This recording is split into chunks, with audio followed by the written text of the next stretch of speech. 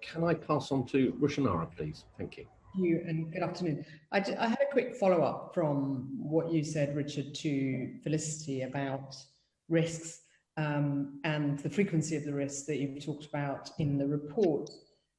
Given that there were some warnings, I mean, I suspect we're all kicking ourselves that we didn't see it coming, the pandemic, not least because of what was happening with places like, with Ebola, for instance, but also in Southeast Asia during the SARS pandemic and so on.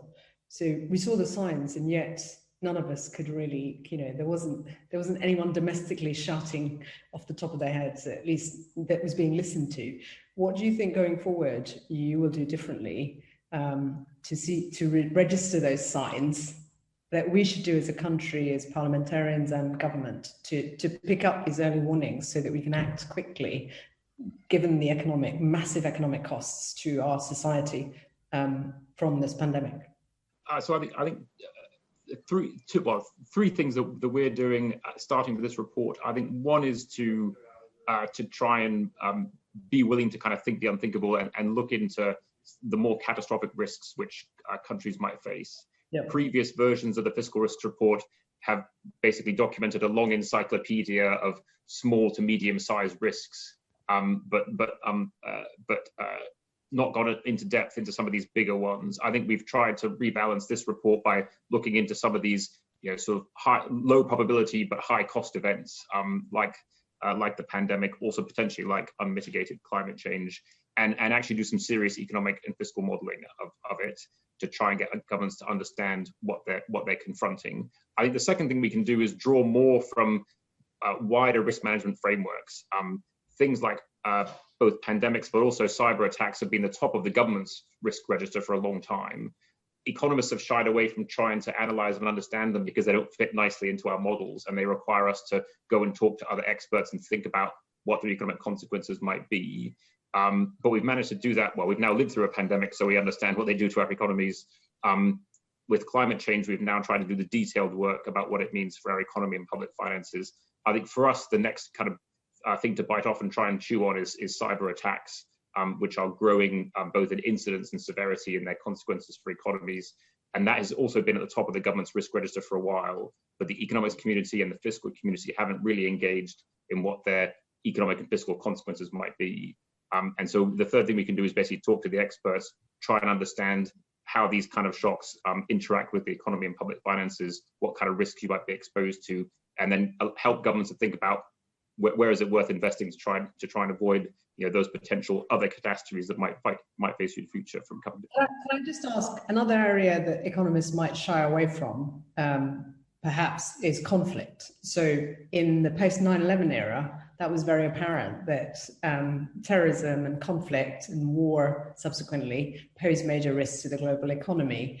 But to what extent is that factored in? I mean, I was just in an earlier meeting where the numbers were in the trillions in terms of impact of global conflict to the global economy, and conflicts are rising, and we're less good at how conflict prevention as well as peace building. I know it's broader than what you're doing, but how much does the risk analysis capture that? Or is there a risk that we think in silos, we mustn't touch the international agenda because we've got this remit, or are we broadening it out much more now?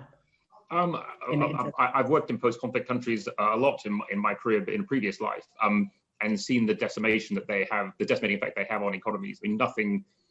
The only thing worse than pandemics in terms of the consequences for output in a given year is civil war or interstate warfare. Advanced economies in the 21st century have been very fortunate in avoiding, in most cases, direct experience of conflict. They do experience the consequences indirectly, however, in that they deal with migration flows, they deal with the instability that it creates. I think it is certainly an issue for global surveillance and people in the IMF and the World Bank and those sorts of places to think about the cost of conflict. I think for us, it's not something which we've listed it as a risk, but it's not something which we've devoted a lot of time and analysis to. But we do have to think about its spillover consequences for advanced economies like the UK of instability in other regions that can have impact on things like oil prices if it's in the Middle East, It can have impacts on migration flows if it's in other countries, and there are large refugee flows out of the country, with potential implications for economies as well. Thank you. I'm going to come on to Andy and Sir Charles. Just on the risk report, there isn't a provision for virus-related spending beyond this financial year within departmental plans. Do you think that's realistic for the Chancellor to make no provisions beyond April 2022? We certainly see it as what we don't see is a plan for dealing with them, and so we don't think it's realistic to have these pressures, but in essence not have a plan for how those pressures are dealt with beyond the 3 years after this financial year. Now the government is going to do a multi-year spending review potentially in the autumn, and that could provide us with the answer of how these pressures are going to be addressed. But for the moment, what we see is the government thinks that all pandemic-related spending, that entire genie is put back into the bottle by March of 2022, and there is there's no addition to public spending beyond that. And indeed, the government's actually taken money out of public spending beyond 2022. It's taken between 10 and 15 billion pounds out in the face of those pressures. And to us, that looks like a very risky proposition, and that the risks on spending are more on the upside than on the downside coming out of the pandemic. So and the IFS described the Chancellor's medium-term spending plans as simply looks implausibly low. You mentioned this 10 to 15 billion, isn't it? And then earlier on, you talked about the fact that there's been a sort of slip back into annual spending rounds rather than comprehensive, longer-term spending round. We're seeing the knock-on effect of that in terms of even departments where, like the NHS, where there has been funding provided, they are saying to us that they're going to have to make cuts because, and they don't know what's happening in terms of the next year and spending, while they're having to do catch-up operations and so on. In the light of all of this, and in your report you mentioned 3 departments that would cost about 10 billion a year. There are others that have been ignored: criminal justice system, the catch-up czar, former catch-up czar talked about the need for billions compared to the 1.4 or so billion that was provided in education. So and of course the context now is that we've got the infections are increasing again, and so how do we move forward in terms of how plausible is it to go forward without any allocations of spending beyond 2022? I think for us there are more questions than answers about the path of public spending beyond this financial year, and I think we hope that there are more answers than questions by the time we get to the autumn, and there's a multi-year spending plan set out by the government. I think we'll have to wait and see. For the time being, we keep thinking up more questions, but the answers are in shorter supply. Right. Professor Bean, do you want to come in on? Well, I think this is a good one for Andy, actually, since he's the expert on these things. Andy, I'm not sure I have a lot to add to Richard's answer, though. I mean, the way we forecast departmental spending is to take the Chancellor's totals and then think about what historically is always a small underspend relative to them, because accounting officers don't want to come to Parliament and explain that they've overspent. That framework works best when there are multi-year plans to look at. Typically, we don't talk a great deal about risks to public spending plans. We did it once at the end of the coalition years, where both partners in the government were distancing themselves from the numbers that they've agreed together. And obviously we're doing it this year, just when it looks to us like the path is particularly challenging. Now, whether that then results in higher borrowing depends on a whole host of other decisions that Richard talked about earlier. Well, it's very helpful to get an indication of some of these points around where spending is happening, where there may be in a sense of, well, I suppose the question is, where else are there going to be higher costs because of COVID, because of the legacy costs, if you like, of COVID? Now, we know, you mentioned this already, we know that there are legacy costs for schools and hospitals and so on, but not enough, many of us would argue not enough allocation of funding yet. So what other areas would you say, you mentioned courts, what other areas, transport you mentioned as well. You've also hinted at the fact that local government could face funding pressures going the other way around. They've already faced major pressures. They've had to cope. They've had pandemic-related costs that they've had to incur. Can you talk us through what other areas of spend there are where there are consequences around COVID?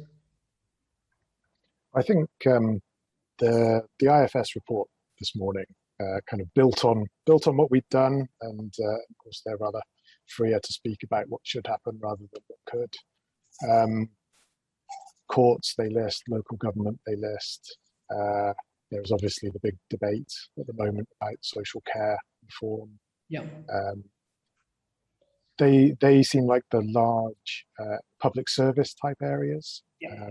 Then of course there are other things beyond there, universal credit, where there are challenging decisions again. But the list of what did the IFS described it as a non-exhaustive shopping list. Yeah. Which Okay. seemed like a reasonable way of So, picturing it. So, in the answer to Felicity's questions about why we've spent so much on pandemic, on the sort of costs of pandemic, Richard, you talked about how we went into this crisis with an NHS at capacity, working at capacity and so on, and welfare, generosity of welfare and so on. So, and then multiple lockdowns.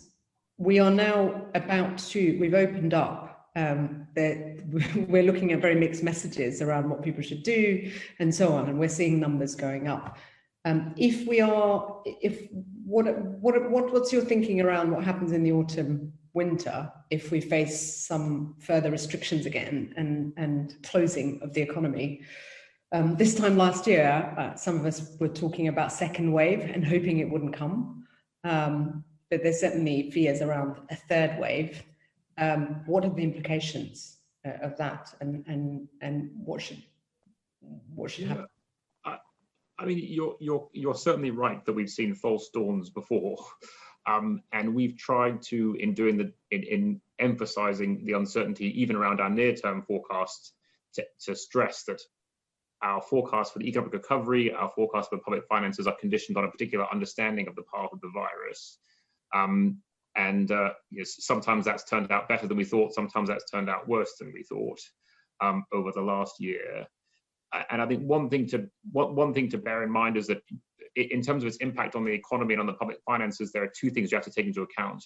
One is, what is the public health response to what's going on with the virus, and is the government tightening or loosening restrictions, and what level of economic activity does that allow? But also, what are people's spontaneous reactions to what's going on with the virus in terms of their own economic behavior? And what we saw last year, and we have to be conscious of, even at the moment, is that what matters for the level of consumption, the level of employment, and then the level of tax revenues you get out of that, and the amount of spending that you need to do, is also how people themselves are responding to things like case numbers, to numbers around hospitalizations. What cross-country studies have shown about how people respond to pandemics is about 50% of it is the public health response, but another 50% of it is just what the public are thinking and their own mentality about how safe it is to go back to the shops, how safe it is to go back to work, how safe it is to get back on public transport. And so if people feel unsafe, they don't, regardless of what the public health message is, they don't do those things. And so we have to keep an eye on both what the public health policy is, but also what's happening with the virus itself and people's perceptions of how safe it is to engage in economic activity in order to chart the path of the economy between now and the rest of the year. Okay, so you've got to, that's great. Thank you very much. I'm just going to bring in Sir Charles, if you wanted to add anything. No, I mean, obviously, in constructing our forecasts going forward, we'll be responding to whatever has happened on the virus front. It's not just cases, obviously, that matter here, but it's also the feed through to hospitalizations and deaths. And vaccination has obviously weakened that link. And that will also affect the strength of the feed through into how individuals behave. We might well find ourselves, for instance, in a world where the health service is not under extreme pressure, but you still have quite a lot of absenteeism from work because there's just a lot of people who are off work suffering, or because they've been in contact with somebody who's contracted the virus, and then that would have direct consequences on production and so forth. But we have no alternative really but to respond in the light of developments. Thank you so much.